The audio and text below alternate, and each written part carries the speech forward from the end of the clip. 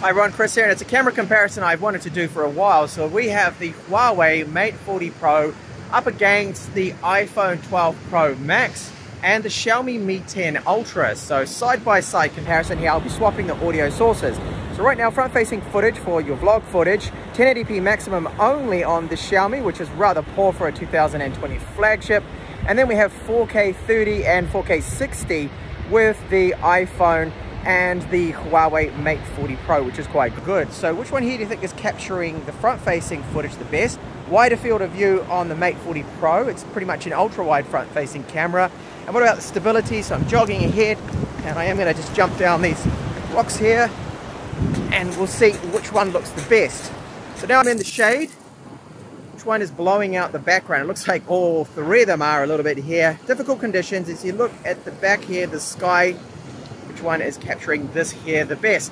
So in this comparison, I'm going to be comparing low light selfies, ultra wide, video, audio, pretty much you name it will be covered here in this in-depth side-by-side comparison.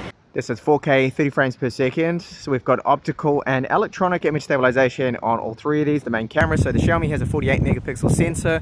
The Mate 40 Pro, that has a 50 megapixel sensor, and 12 megapixels with the main camera on the iPhone 12 Pro Max. So I pan around, are any of these showing any judder? And a very light jog ahead here. You can see that the stabilization is very different across all three, but I think it looks like the Mi 10 Ultra here has the best in terms of the stabilization. Very, very steady with that particular phone. And 4K 60 now here with these, so they do support. Now note that the bitrate on the Xiaomi is exactly the same as 4K 30, so it is at a bit of a disadvantage here. Just to comment on the focus, that all three of these phones tend to have fairly decent focus. You see that it's going to lock onto my hand now across all three, no problems with that. And as I run down these stairs here, we're going to check that stabilization again, both optical and electronic. Which one do you think is the steadiest? Ultra wide video, 4K 30 frames per second. Electronic image stabilization across all three of them. So as I run ahead, which one has the best stability here? Let us know down in the comments. And I will pan around now just to show you if they are exhibiting any of these, any bad panning judder, which can sometimes happen with that electronic image stabilization. Zoom cameras now, so 2.5 optical versus the 5 times optical on the Xiaomi and the Mate 40 Pro. Doesn't really stand a chance there, but which one actually has the best stabilization? As I point to these windsurfers, very windy as you can imagine right now, so the phones probably do have a bit of wind noise coming right through. Moving over to low light now with this camera comparison. Front facing cameras here, they're doing all right. There's a lot of grain coming through on all three of them here. They're tiny little sensors are struggling. This is difficult. And then that electronic image stabilization. As I jog ahead, which one looks the best? Hard to see here. I need to get this onto my computer, of course. Let's take a look at the rear cameras. Video in low light. 4K 30 frames per second with our main cameras. So how is the optical image stabilization and the electronic faring in these conditions? It's reasonably bright around here. In fact, on the screen of all three of these mobiles, it looks so much more brighter than it really is. Which one do you like the best? Let me know in the comments. Ultra wide video now. So 20 megapixels versus 12 versus another 20. Which one do you think is the sharpest here? Offers the best detail. And we're getting a bit of noise I can see on the Mate 40 Pro coming through with the sky, whereas on the iPhone 12 Pro Max and the Mi 10 Ultra has a bit of noise. It doesn't seem to be as bad. And we have electronic image stabilization on all three here. So as I pan around, which one is going to have the most judder come through? Which one do you think is the best here? And a jogger head.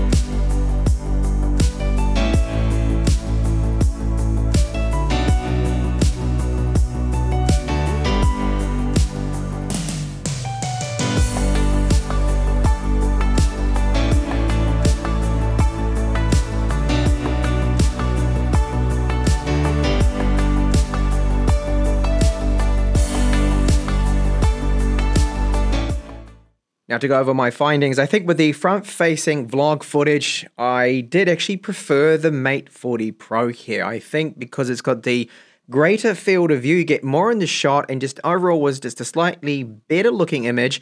4K 60 frames per second, big improvement on that electronic image stabilization. The iPhone 12 Pro Max actually was the best here. It did a lot better. So the last couple of ISO updates, just tiny little updates, have actually, I believe, improved that. I'm seeing a difference from what I had, the results I got a couple of weeks ago when I first started looking at this phone. So the iPhone also had, I believe, a little bit better the contrast details in the shadows. The Mi 10 Ultra has really good optical image stabilization on the main custom 48 megapixel sensor. It was very, very good. Now for the ultra-wide daytime video, iPhone 12 Pro Max. Low-light video, it was either the iPhone 12 Pro Max or the Mi 10 Ultra there. It just seemed to be a little bit sharp, I believe. The ultra-wide, however, with the low-light video, the Mate 40 was the best there. And just to also talk about the Mate 40, I did notice that sometimes it was dropping frames in low light, okay? So I've seen this before, and it still seems to be a little bit of a problem they're having. Now the zoom cameras. So two of them had quite an advantage, being 5 times optical versus only 2.5. The more stable, steady electronic image stabilization, to me, clearly was the Mi 10 Ultra. The iPhone 12 Pro actually did very good, though, with the stabilization. And the audio quality, bit of a mixed bag across all three. The Mi 10 Ultra, I think, overall just won it. The Mate 40 Pro sometimes was very clear, but a lot of active noise cancellation going on in the background, just killing out any background noises. And then the iPhone 12 Pro sometimes had very good audio, other times it sounded muffled, depending on what camera I was using.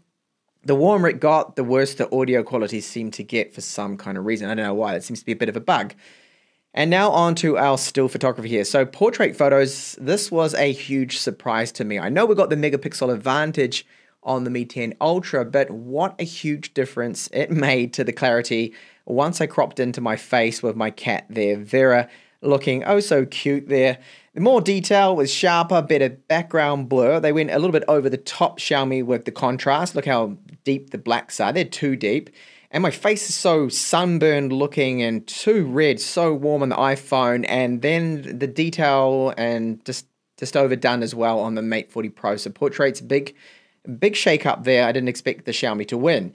The ultra-wides. Okay, ultra-wide I think was very close. The Mate 40 I think was the best there. Because the iPhone just tend to be a little bit too cool at times, a bit of a bluish tint coming through, especially on the ultra-wide photos. Now the selfies. I think the iPhone was the best with the selfies. And HDR photos. Okay, so this photo, very difficult. So the inside and then trying to capture the outside as well, which HDR should be able to do with that processing, stacking the different photos.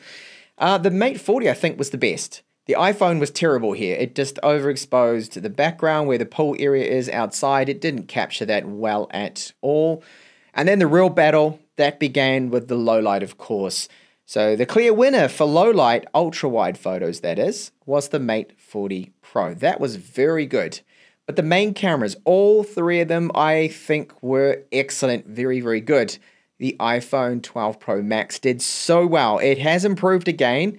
Until you start cropping the images, you don't really notice any difference, okay? So once I cropped in, especially with some of those areas with the signs and just the finer details, that's when I think the Mi 10 Ultra's camera had a slight advantage. It did a better job of capturing the black sky, not turning it grey or no noise in the sky, and the best at handling lights and the colors as well at nighttime as well. And the iPhone 12 Pro was impressive. It was very good. It's only when you just crop in, start pixel peeping, I think that's when the Mi 10 Ultra was just a little bit better. So there's selfies in low light. If you do like to take, when you're out in a bar or in a club or something like that, take some low light selfies. I think then that was the Mate 40 Pro, or actually the Mi 10 Ultra, even though it was, again, a bit too contrasty, a little bit too deep, those blacks. So do you agree with my findings here? It was very close at times, especially the low light. So if you did like this video, please do give a thumbs up. Why not subscribe for more? These comparisons actually take a hell of a lot of work. I mean, I was running around literally all over town for 2 days to do this, okay? So I do hope to see you back in the next up and coming videos. Bye for now.